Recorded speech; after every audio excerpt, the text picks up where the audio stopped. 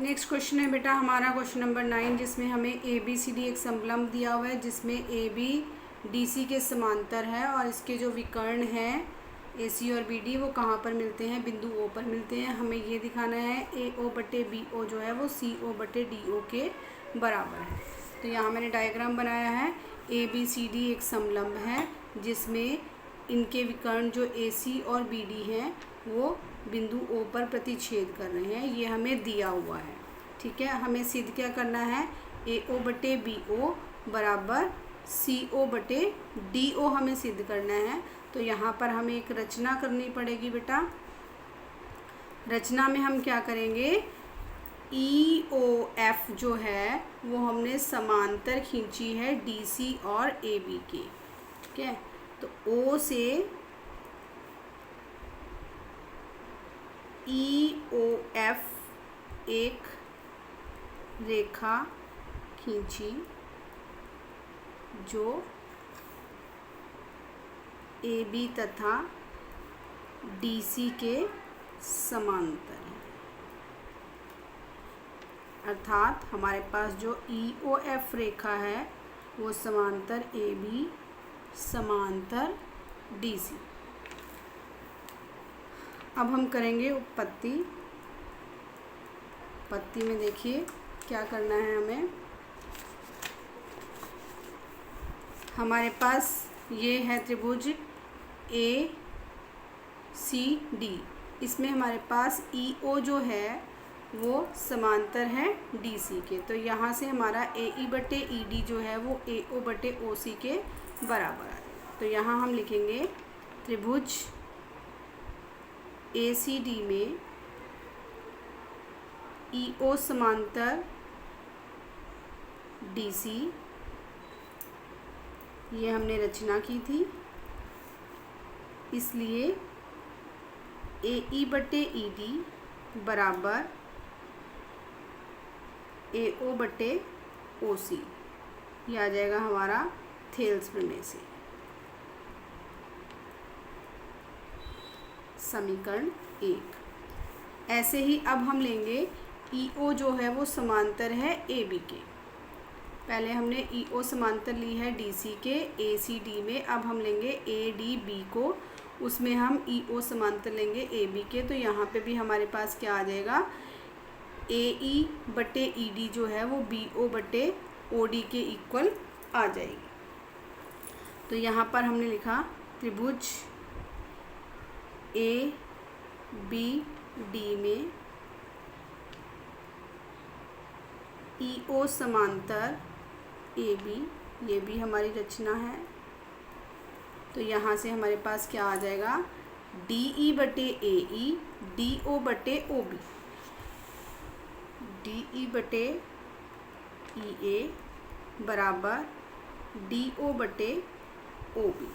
इसको हम उल्टा करके लिख लेंगे बेटे। ये आ जाएगा हमारे पास ई ए ई या ए ई जो भी हमने लिखना है, ए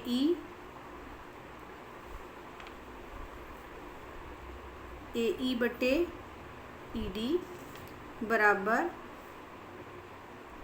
ओ बी बटे ओ डी। ये हमारी समीकरण 2 हो गई और ये हमारा आया था थेल्स प्रमेय से। परंतु ये जो हमारा अनुपात था ये उससे उल्टा था। यहाँ पे हमारे पास डी ई बटे ई ए था, यानी कि ए ई बटे ई डी, और हमें यहाँ चाहिए था ए ई बटे ई डी, इसलिए हमने इसको उल्टा कर लिया और फिर उसको ले लिया समीकरण 2। अब समीकरण 1 तथा 2 से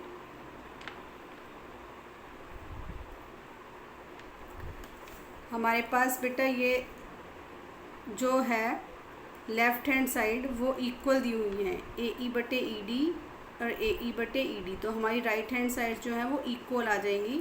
तो यहाँ पर हम लिखेंगे ए ओ बटे ओ सी बराबर ओ बी बटे ओ डी।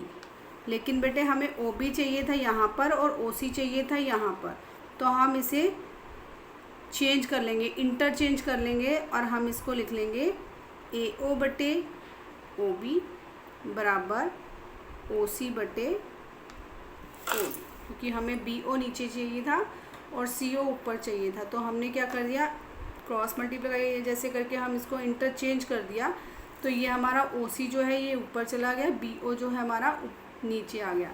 तो यहाँ से आ गया AO बटे OB बराबर OC बटे OD। तो यही हमें सिद्ध करना था।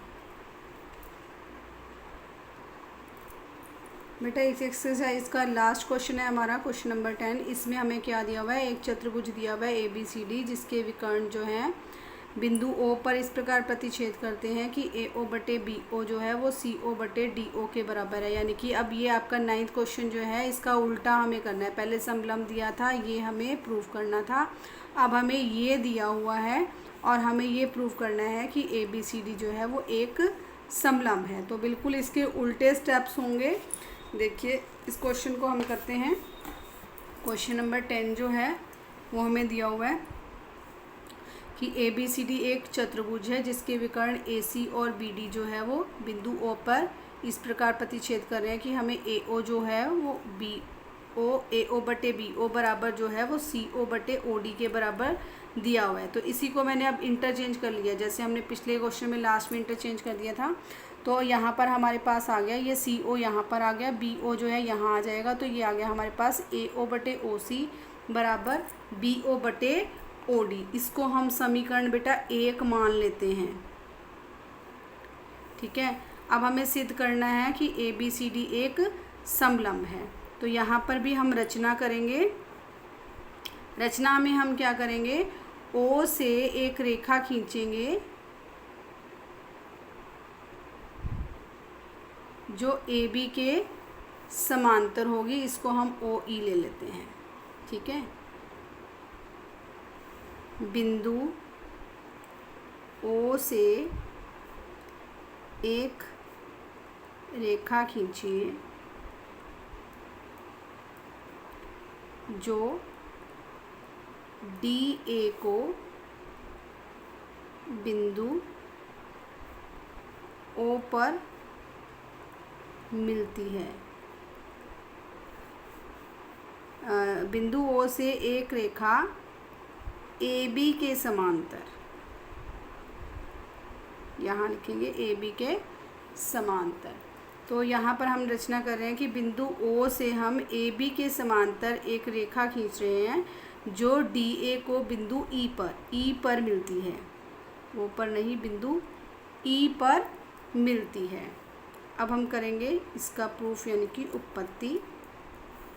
तो अब हमने रचना में ये लिया है कि OE जो है वो AB के समांतर है। त्रिभुज ABD में OE समांतर AB। तो यहाँ से हमारा ये आ जाएगा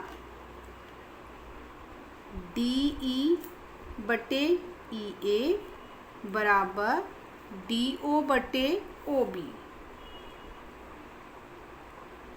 ये हमने रचना में किया है। तो ये अनुपात हमारे बराबर आएंगे थेल्स प्रमेय द्वारा।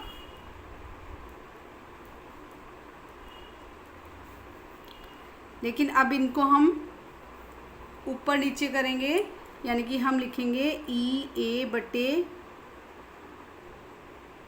DE बराबर OB बटे OD। क्यों करेंगे, क्योंकि यहाँ पर भी हमारे पास BO बटे OD है जो हमने यहाँ पर समीकरण 1 ली थी। तो इसको हम लिखेंगे समीकरण 2। अब समीकरण 1 तथा 2 से क्या हो जाएगा बेटा, देखो ये BO बटे OD और BO बटे OD जो है राइट हैंड साइड्स जो है वो हमारी इक्वल होगी समीकरण 1 और 2 की। तो हमारी लेफ़्ट हैंड साइड्स जो है वो इक्वल हो जाएंगी। तो यहाँ हम लिखेंगे AO बटे OC बराबर AE बटे ED। अब हमारे पास ये आ गया AO बटे OC बराबर AE बटे ED। ये देखिए डायग्राम में अब हमने जो अनुपात बराबर किए हैं AO बटे OC और AE बटे ED हमारे पास आया है। तो अगर हमारे ये अनुपात बराबर आ जाएं तो यहाँ से जो OE होगी वो हमारी DC के समांतर हो जाएगी थेल्स प्रमेय के विलोम से। तो ये हमने जो प्रूफ किया है समीकरण नंबर 3, तो यहाँ ये आ जाएगा हमारा, यहाँ से ओ ई समांतर डी सी, यहाँ हम लिखेंगे थेल्स प्रमेय के विलोम से। ठीक है, इसे हम लेंगे बेटा इक्वेशन नंबर 4। लेकिन ओ ई जो थी वो हमने समांतर ली थी ए बी के रचना में। रचना जो हमने की थी उसमें हमने ओ ई जो थी वो ए बी के समांतर खींची थी। तो ओ ई जो है वो हमारी ए बी के समांतर रचना से है, और ओ ई जो है हमने डी सी के समांतर, ये हमने सिद्ध कर दी है। तो समीकरण 4 और 5 से क्या करेंगे, समीकरण 4 तथा 5 से क्या हो जाएगा, ओ ई जो होगी वो समांतर हो जाएगी ए बी के भी और समांतर हो जाएगी डी सी के भी। तो जब ये समांतर हो गई तो ए बी भी जो होगा वो डी सी के समांतर हो जाएगा। जब ओ ई हमने इसके समांतर ली थी और ओ ई हमने इसके समांतर प्रूव कर दी, तो ओ ई जो है वो इन दोनों के समांतर आ गई। यहाँ से ये दोनों भुजाएं भी क्या हो जाएंगी, समांतर हो जाएंगी। तो जब हम किसी चतुर्भुज की दो भुजाएं समांतर कर देते हैं तो वो क्या हो जाता है, एक समलंब हो जाता है। अब क्योंकि ए बी जो है वो डी सी के समांतर है, इसलिए चतुर्भुज ए बी सी डी एक समलंब है। और यही बेटा हमने प्रूव करना था। आपकी जो एक्सरसाइज है वो कंप्लीट हो गई।